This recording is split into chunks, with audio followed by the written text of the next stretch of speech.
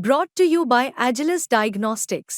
Health test की बात आती है तो मैं भरोसा करता हूँ India's largest diagnostics company Agilus diagnostics. खुद को टेस्ट करते रहो। हरियाणा में कांग्रेस को हार क्या मिली, उत्तर प्रदेश में अखिलेश यादव ने भी झटका दे दिया। और ज्यादा बड़ा झटका जो है वो कांग्रेस के बाहुबली प्रदेश अध्यक्ष अजय राय को लगता नजर आ रहा है, क्योंकि उपचुनाव को लेकर 5 प्रत्याशियों की घोषणा अखिलेश यादव की पार्टी समाजवादी पार्टी ने कर दी है।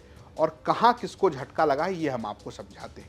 पहले आप उन 5 सीटों के बारे में जान लें। करहल से तेज प्रताप यादव को टिकट दिया गया है, सीसामऊ से नसीम सोलंकी को दिया गया है, फूलपुर से मुस्तफा सिद्दीकी को, मिल्कीपुर से अजीत प्रसाद को, कटहरी से शोभावती वर्मा को और मझवा से ज्योति बिंद को। अब 2 सीटों पर आप ध्यान दीजिए, एक फूलपुर की सीट और दूसरी मझवा की सीट।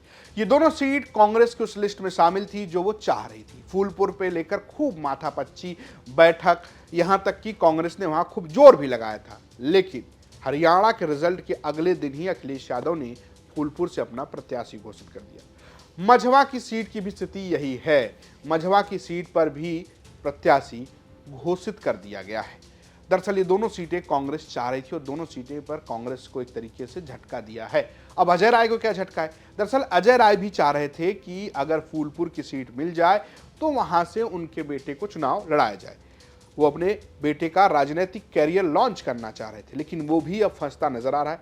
हालांकि अभी कांग्रेस के लिए बहुत सारी उम्मीदें हैं। क्यों है?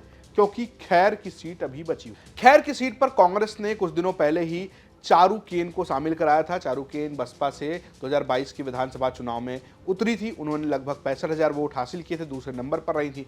तो एक तरीके से अलीगढ़ की खैर सीट पर कांग्रेस की दावेदारी मजबूत है। क्या अजय राय वहां पर कर पाएंगे कोशिश? कांग्रेस की तरफ से उनको टिकट मिलेगा, ये भविष्य की बात है। लेकिन एक सीट अभी छूटी। दूसरी जिसकी बड़ी चर्चा है वह गाजियाबाद की। 10 में से 2 सीटें जो लग रही हैं कि कांग्रेस को मिल सकती है, उसमें से गाजियाबाद भी।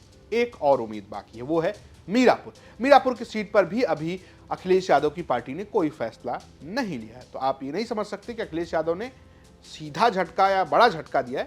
झटका दिया है। अब ये झटका कितना जोर से लगता है कांग्रेस को, कांग्रेस पे क्या प्रतिक्रिया देती है, ये देखना बड़ा दिलचस्प होगा। आपकी क्या राय है हमें जरूर बताइएगा। देखते रहिए यूपी तक। नमस्कार।